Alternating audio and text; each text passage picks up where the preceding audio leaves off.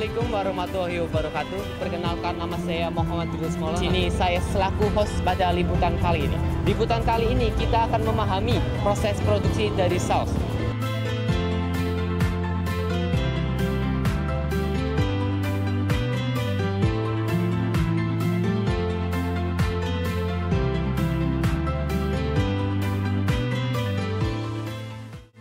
Langsung saja kita melihat lebih dekat proses pembuatan saus.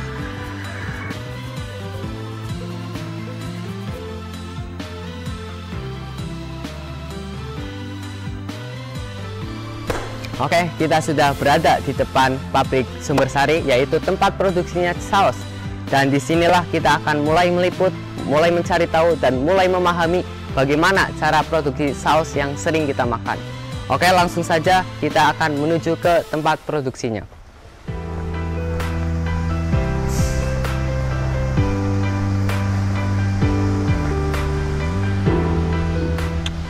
Saus merupakan produk yang hampir selalu ada di setiap hidangan, produk pendamping yang kaya rasa pedasnya. Namun, di balik botol-botol yang ada di rak dan meja makan kita, ternyata terdapat perjalanan panjang di belakangnya. Dari pemilihan bahan baku, proses produksi, hingga akhirnya siap dikonsumsi.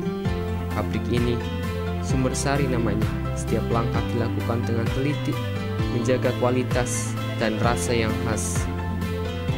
Kita akan melihat lebih dekat bagaimana saus yang kita nikmati setiap harinya dihasilkan dari pabrik yang menghidupi banyak keluarga lokal.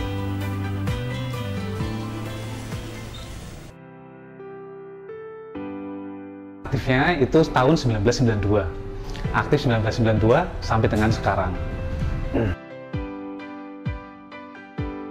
Sebelum mendirikan pabrik saus sendiri, itu Pak Haji Kasori atau almarhum Haji Kasori itu pernah jadi karyawan pabrik saus. Akhirnya dia punya ide pulang kampung di Limbangan Kulon, dia mendirikan pabrik saus. Itu awal mulanya. Untuk jumlah karyawan itu total semuanya, baik laki-laki maupun perempuan itu maupun perempuan sampai 34. Ada 34 karyawan. Untuk bahan utama sendiri itu saus ada cabai ya, cabai kering, terus ada ubi, terus ada tepung mokap atau tepung onggok. Yang biasa dikenal itu kebanyakan dari perusahaan-perusahaan saus itu menggunakan tepung onggok. Kalau onggok itu warnanya agak gelap, kalau mokap itu agak putih. Tahapannya itu kita dari ubi itu disortir, dari mulai yang jelek ubinya disortir, dicuci dulu, sortir, dikupas kulitnya, baru direbus. Setelah direbus, menunggu proses perebusan ubi itu matang, bumbu-bumbunya dulu, bumbu dicampur cabai, terus campur tepung, terus ada pemasakan perisa juga ya, terus ada pewarna juga, ada pewanis juga. Nanti setelah semuanya tercampur, setelah ubi matang atau masak, itu baru digiling, langsung dimasukin ke dandang atau proses pemasakan. Proses pemasakannya sendiri itu melalui mesin uap. Untuk produk sendiri, kalau yang botol ini ya, ini sari pedas ini botol, itu satu masakan sama yang saset, sama reguler. Kalau ini beda. Jadi untuk tiga ini, botol sama reguler sama saset, itu satu masakan. Dia menggunakan ubi, juga menggunakan tepung mokap. Kalau untuk rawit sendiri, dia tanpa ubi. Tanpa ubi, jadi dia menggunakan tepung. Rasa beda ya. Kalau ini antara tiga ini rasa beda. Kalau ini rasanya ya masih kurang kena ya. Gurihnya, pedasnya masih kurang kena. Jadi biasanya targetnya itu untuk penjual-penjual keliling, kayak jajanan anak-anak, mereka proses masak lagi, dikasih bumbu lagi. Kalau ini kita tinggal langsung pakai aja, langsung pakai atau langsung konsumsi, bisa buat cocolan segala macam, atau buat mie ayam, bakso segala macam, ini langsung proses konsumsi. Kayak begitupun ini. Kalau yang reguler ini sendiri itu buat pelarian yang belinya botol. Kalau botol mereka malas untuk belanja yang botol, mereka belinya yang reguler ini atau refill ya. Ini sari pedas hijau, dia menggunakan ubi, ini satu masakan sama botol juga. Kalau untuk saset itu untuk menekan kos para pelanggan. Jadi nggak ngambil tenaga orang atau bayar tenaga orang buat mindahin dari botol ke wadah, dari wadah ke plastik. Nah ini diproduksi mulai atau ada request itu mulai tahun 2007 yang untuk saset ya. Kalau untuk ini sendiri masih di bawahnya saset. Kalau untuk harga sendiri, untuk rawit harga itu satu bal itu isi 20 pieces ya, 20 pieces itu harga 28.000. 28.000 itulah dari harga pabrik ya. Kalau untuk reguler sendiri satu dus itu isinya 24. Isi 24 harga 70.000. Untuk saset satu dus isi 300 pieces. Untuk harganya satu dus itu 55.000. Sedangkan untuk botol sendiri satu kratnya itu isi 24 botol harga 71.000. Itu harga pabrik semua. Kalau sudah keluar dari pabrik itu harga udah mulai berubah ya. Jadi kalau untuk beli ke pabrik itu sendiri harga masih harga pabrik, tidak ada penambahan harga kecuali ada kenaikan harga kayak gitu. Untuk pemasaran sendiri kalau daerah ke arah barat itu sampai Serang, Bekasi, terus Bandung. Itu untuk area ke arah barat ya. Kalau ke arah timur itu paling mentok kita masih di Pekalongan. Masih di Pekalongan sama di daerah Adiwerna Tegal. Kalau untuk daerah selatan itu Banyumas sama Cilacap. Untuk saat ini belum bisa keluar pulau atau keluar provinsi ya, belum bisa.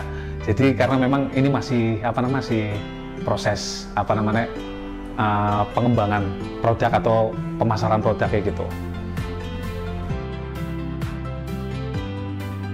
Untuk promosi sebenarnya kita ada tim marketing sendiri ya, itu biasanya melalui Instagram, media sosial ya terutama ya, Instagram sama Facebook. Kadang biasanya ada pelanggan baru ke sini datang itu mereka buka di Google. Kadang juga mereka lihat di kalender. Ya, kalender yang kita bagikan sama pelanggan, akhirnya ada pelanggan yang pengen gabung, mereka lihat dari kalender, cari alamat, tahu-tahu sampai sini. Biasanya juga mereka beli produk, akhirnya iseng-iseng mereka beli mie ayam atau apa, akhirnya lihat yang bentukan saset, mereka lihat di tanya sama yang jual mie ayam atau bakso. Kalau untuk omset per bulan itu ngomong omset ya. Jadi kalau omset itu sebenarnya saya nggak bisa memaparkan ya. Untuk omset sendiri saya nggak bisa memaparkan, cuman kemungkinan gambaran saya untuk sebulan ya sekitar mungkin sampai 100 mungkin ya, 100 juta mungkin itu ya. Karena memang kalau untuk memaparkan bukan ranah saya, karena kalau omset kan ada bagian yang penghitungan sendiri, ada keuangannya sendiri segala macam. Kalau saya di sini kan posisi sebagai HRD manager gitu. Jadi kalau untuk omset, berbicara omset, saya cuma bisa memberikan kira-kira lah seperti itu. Kalau kendala sendiri biasanya untuk bahan baku ya, untuk bahan baku itu ubi kadang kalau lagi nggak musimnya tuh susah carinya. Ya, untuk ubi susah carinya, terus kayak kenaikan biji plastik segala macam ya, itu berpengaruh banget biji plastik. Karena kita pakai kan packingannya nggak semua pakai botol, ada yang pakai plastik juga ya kan. Jadi itu dari plastik, dari bahan baku, kadang ubi, tepung itu kadang sering naik gitu ya, sering naik. Makanya kita kadang dari situ. Terus kalau untuk masalah rival atau persaingan sih kita nggak terlalu fatal banget sih, nggak terlalu urgent banget. Makanya yang urgent itu bahan baku itu sendiri. Kadang mensiasatinya gimana caranya biar kita bisa menekan cost atau pengeluaran nggak terlalu membengkak seperti itu. Kalau untuk saus sendiri itu kita biasanya kan mereka langsung pakai ya. Kalau saus sendiri itu langsung pakai.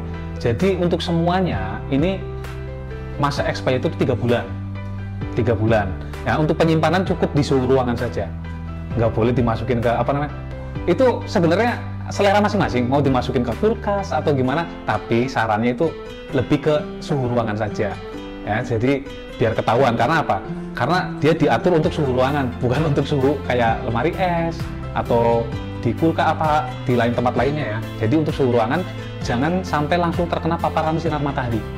Jangan bisa mempengaruhi rasa juga, mempengaruhi warna juga, kayak gitu. Jadi kita semuanya di sini tuh menggunakan food grade ya, atau yang memang sudah diberikan himbauan sama BPOM ya. Kayak untuk pewarna itu yang food grade, untuk pemanis juga kita nggak sembarangan, karena itu Kalau untuk motivasi sendiri ya, karena saat ini juga kita lagi merintis juga, lagi merintis untuk memperbesar perusahaan ini, untuk apa namanya. Jadi gini aja, untuk pemuda-pemuda yang lagi merintis, sebenarnya kegagalan itu bukan dari sebuah kekalahan ya. Kegagalan itu keberhasilan yang tertunda. Nggak usah putus asa, nggak usah putus asa, karena sebuah usaha pasti ada kegagalan seperti itu. Jadi kalau sebuah apa namanya, kita berjualan atau kita mendirikan suatu perusahaan, itu kita pasti mengalami yang namanya kegagalan. Jadi nggak usah pesimis lah, optimis ya. Jadi tetap semangat, karena memang apa, semuanya harus melalui alurnya masing-masing, nggak ada yang instan. Jadi nggak usah malas lah, jangan malas untuk usaha, untuk eksperimen atau untuk mencoba segala sesuatu yang baru seperti itu. Kita sudahi perjalanan pada kali ini, yaitu meliput pabrik saus Sumbersari. Saya Muhammad Tirtus Maulana sebagai host.